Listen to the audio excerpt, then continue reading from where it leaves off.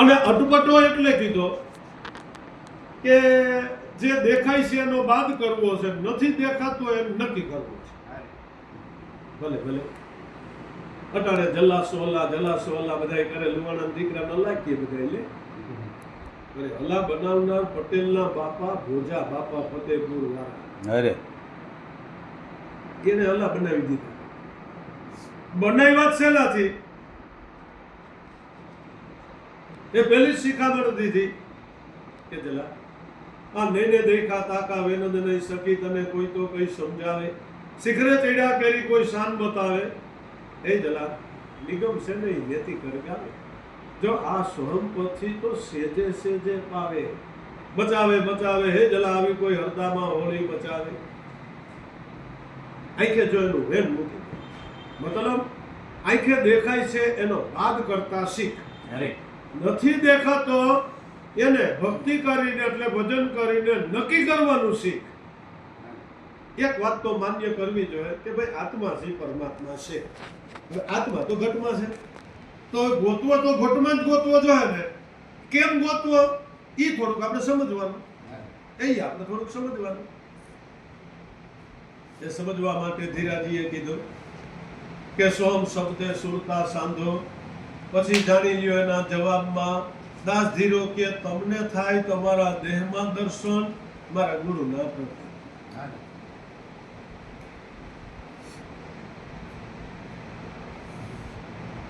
આ થોડુંક અટપટું છે કે બહાર જે દેખાય છે એનો બાદ કરવો છે, અને અંતરમાં નથી દેખાતો એને ખાલી નક્કી કરવો છે. એને ખાલી નક્કી કરવો છે. ગંગા સતી કે બેટા નિર્મળ થઈને આવો મેદાનમાં, તો હું તમને જણાવું આ જીવની જાત. સજાતી વિજાતીની બેટા તમને જુગતી બતાવું, અને બીબા ઉપર પાડ દો બીજી ભાઈ. નિર્મળ થઈને આવો મેદાન.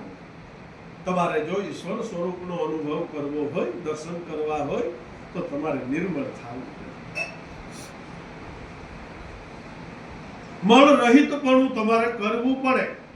કે તો બા ના આવું, અરે બટા દેહને તમારવાથી કઈ ભગવાનનું સ્વરૂપ ન દર્શાઈ જાય.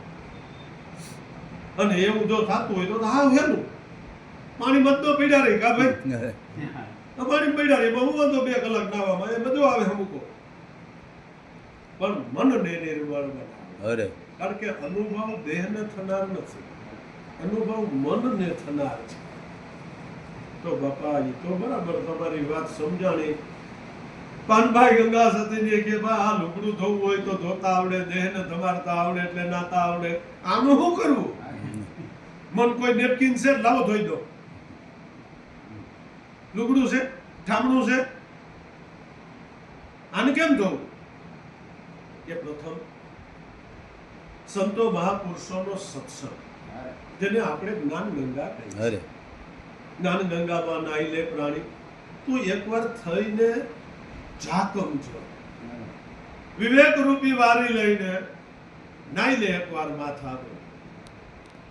પ્રગટ સંતો મહાપુરુષોનો સત્સંગ કરો અને જાકમ જો તેમાં સ્નાન કરો. એક એક શબ્દને તમે તમારી ઉપર ગ્રહણ કરો. મને જ કહે છે, મને જ કહે છે, મને જ કહે છે, મને જ કહે છે. અને વિદ્યાર્થી ક્લાસની અંદર ભણતો હોય, એવા 35 વિદ્યાર્થી, 40 વિદ્યાર્થી, 50 વિદ્યાર્થી બેઠા હોય, ભણાવનાર શિક્ષક એક જ હોય, પણ જેને પાસ થવું છે એ નક્કી ભણાથી ભણતો હોય. મને ભણાવે સાહેબ, આ સાહેબની શૈલી બહુ સરસ છે, આ પદ્ધતિ સાહેબની બહુ સરસ. અને જોઈ જો તમે આખી સ્કૂલની અંદર એકાદો શિક્ષક એવું હોય, વિદ્યાર્થીઓ એના વખાણ કરતા હોય. ખ્યાલ આવ્યો કે આને ભણાવવાની પદ્ધતિ બહુ સારી છે. એવા ભાવથી આપણને ભણાવે અને સમજાવે કે આપણને હારું તરત જ યાદ રહી જાય છે, તરત જ યાદ રહી જાય છે. જ્ઞાન ગંગામાં નાહી લે પ્રાણી, થઈને જાકમ જો. પાસ થવું એટલે જાણવાના ભાવથી સત્સંગ કરો, કરવા ખાતર નહીં. અરે આના માતા હાલ તો આવી જોવા આપણે. હાલ મારી ઈચ્છા છે કેદુની, એમ જોઈ તો ખરા. ત્યાં જોવા વાળાથી કાંઈ ન થાય, એને જોવાનું રહીએ. વગર બિંદડાની જેમ ચકડ વકડ જોયા કરતા હોય એને જ કાંઈ નથી. આ તો શબ્દ પડ્યો નથી ને ગ્રહણ કર્યો નથી, શબ્દ પડ્યો નથી ને ગ્રહણ કર્યો નથી. નાઈ લે ચા કરું છું. નિર્મળ થઈને આવો મેદાનમાં તો જણાવું જીવ ની જાય. મન નિર્મળ થાય તો જ આ વાતને સમજી શકે છે કે જીવ છે એ કોઈ તે શિવ છે. જીવ છે એ શિવ છે. અત્યારે આપણે અહીં ઘરમાં બેઠા છે એટલે ઉજાસ છે આપણા ઘરમાં. બહાર નીકળી તો કિરણ દેખાય. આ ઉજાસ તો કિરણને લઈ જાય. હવે એનાથી વધારે બજારમાં જાય તો કિરણ ક્યાંથી આવ્યો એ ખબર પડે, દાદામાંથી આવ્યો. તો આ જીવ ઈશ્વરને માયા જો એક રૂપ જણાય, ગુરુગમ ધારી દાસ લાભુ હરદમ ગુરુ ગુણ ગાય, શબ્દ બ્રહ્મ વાણી. અત્યારે આપણું મન ઘરમાં એટલે દેહ દશામાં બેઠું છે એટલે એટલું નક્કી કરે છે ઉજાસ છે, ભગવાન છે. એ વાત સાચી છે, એ વાત સાચી. કોઈથી ના ન પડાય. ભગવાન નથી એમ ન બોલાય. ભગવાન છે એટલે જગત આવે છે, બધાય ખબર છે. પણ હજી ઘરમાં બેઠો ખબર નથી કોણ, એ ખબર નથી. થોડોક બારો નીકળે તો ખબર પડે કે કિરણ, અને એનાથી બારો નીકળે તો ખબર પડે કે નારાયણ. મતલબ હજી જ્યાં સુધી મન દેહ દશામાં છે, વિષયોમાં છે, એનાથી પરામુખ થાય તો એને ખબર પડે કે નારાયણ એટલે શબ્દ બ્રહ્મ પોતે કરતા કુદરત રૂપ છે. ઈ પોતે શિવ છે. આમ જો આની કોઈ હસ્તી નથી, છે સ્વતંત્ર નથી. આ કિરણ સ્વતંત્ર નથી.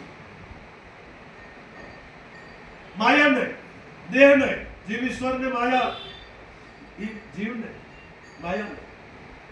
ઈશ્વર પોતે સત્ય છે. સૂર્ય સત્ય. સૂર્ય નો હોય કિરણ હોય તો કિરણ નો હોય તો ઉજાસ ક્યાંથી હોય?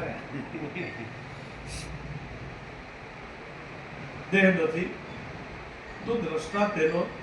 પણ આ તો તને બ્રહ્મ જ્ઞાને સમજાય છે. એટલે શુદ્ધ ચૈતન્ય છો તું બ્રહ્મ સ્વરૂપી. પણ આ તો બાપા કોઈ ગુરુ દ્વારા તને જણાય છે. હું કોણ છું જો તું જાણે, જા તારા જન્મ ને મરણ ગઈ મળશે. જીવની જાત શિવ છે. પણ બટા હવે હું તને સજાતી વિજાતીની જુગતી બતાવું. સજાતી એટલે આપણો દેહ છે અને વિજાતી એટલે આપણો પોતાનો આત્મા છે. અને બેની જુગતી આપણે તાલમેલ રચી લેવો છે કે આ દેહ કરીને સેવા સત્સંગ સમરણ કરીને આત્મારૂપી ઈશ્વરનો અનુભવ કરે, એનો તાલમેલ રચવો છે. અને ખરેખર તમે જોવો અભણ હોય પણ લગ્ની વાળો જે જુવાનીઓ હોય ને એ રાજકોટ જેવા શહેરમાં, અમદાવાદ જેવા શહેરમાં, મુંબઈ જેવા શહેરમાં 30-40 વર્ષની અંદર તો બંગલા બંગલા. એના છોકરા કહેતા હોય અમારે ગ્રાન્ડફાધર નો એજ્યુકેશન, એ ભણેલો નથી કે બધું આ બંગલા છે ને બનાવ્યા. કે મારા પપ્પા વાત કરતા હતા કે એ ગાંડાની જેમ કામ કરતા, એવી લગ્ની હતી એને આમાં એમ કરવું પડે. આપણી એવી કોઈ કમાણી નથી. અને ખરેખર જીવની બિચારાની કાંઈ કમાણી નથી, કાંઈ કમાણી નથી. પણ જો એવી લગ્ની, એવી જિજ્ઞાસા, એવી તત્પરતા, અને ખરેખર ઉભરના દીકરાથી અબજોપતિ થયા છો. જેટલા ઉદ્યોગપતિ છે એની જીવન ચરિતાર વાંચજો તમે, ચોપડી વાંચજો, એમને બધા ઉભરના દીકરા છે. અને અટાણે હજારો કરોડના સામ્રાજ્ય ખડકીને જલસા પાટી કરે, હજારો મનુષ્યને નોકરીએ રાખીને રોટલા પૂરા પાડે. પણ વાંચો તો ખરા, એ આ કક્ષાએ ભૂગા કેમ? કે ભૂખાને કામ જ કર્યું, બીજું કાંઈ નહીં.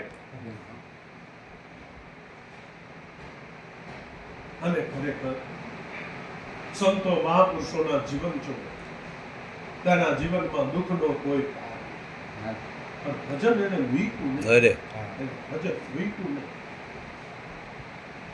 તો બ્રહ્મ હું છું એવું નક્કી કરીને બ્રહ્મપદને પામી ગયા. પિંડરે બ્રહ્માંડથી પર છે ગુરુજી. બટા હવે હું તને દેખાડું એનો દેશ. ગુરુચરણમાં બોલ્યા ગંગા સતી બેટા જો મન ન્યા ભૂગે જ નથી માયાનો લેશ અરે પીર અને બ્રહ્માંડથી પર છે આપણો દેહ અને શ્વાસથી પણ શબ્દ પર હાલે છે એનાથી પણ પર ચાલે છે કારણ કે શ્વાસ તો એનો હાઈકો હાલે છે એનો હાઈકો હાલે છે. અરે એનો કોણ છે ઈ જાણે આવે જાવે બોલ બોલાવે જ્યાં જો ત્યાં સરખો દેવડે દેવડે ઈ કરે છે ઓકારા એકવાર તું પારખ થઈ નાને પર આ કોને બનાવ્યો ચરખો આના ઘરવાળાને ઓળખો આ નૃત્ય ને સુરતે નિરખો એ આ કોને બનાવ્યો ચરખો